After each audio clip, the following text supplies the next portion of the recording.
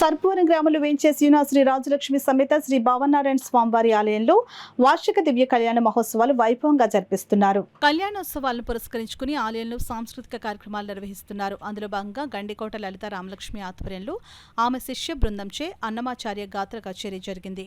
కార్యక్రమంలో భాగంగా గండికోట లలిత రామలక్ష్మి సారథ్యంలో అక్షయ సాకేత్, రాధా మనస్వి మహిళలు పాల్గొని అన్నమాచార్య కీర్తనలు ఆలపించారు.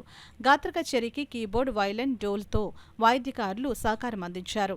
ఈ సందర్భంగా సాకేత్ బాబు ప్యాకర్స్ అండ్ మూవర్స్ అధినేత రాంబాబు మాట్లాడుతూ ప్రతి ఏటా జరిగే కళ్యాణోత్సవాల్లో గాత్ర కచేరీతో పాటు ప్రతి శుక్రవారం, ఆదివారం పుల్ల శ్రీమన్నారాయణ పర్యవేక్షణలో విష్ణు సహస్రనామ పారాయణ చేస్తున్నట్లు వెల్లడించారు.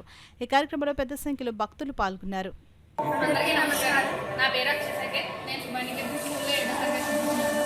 నా పేరు రాధవనశ్రీ. నేను టీఆర్ఏ 10th grade కంప్లీట్ చేశాను. ఇప్పుడు 11th వెళ్ళాను.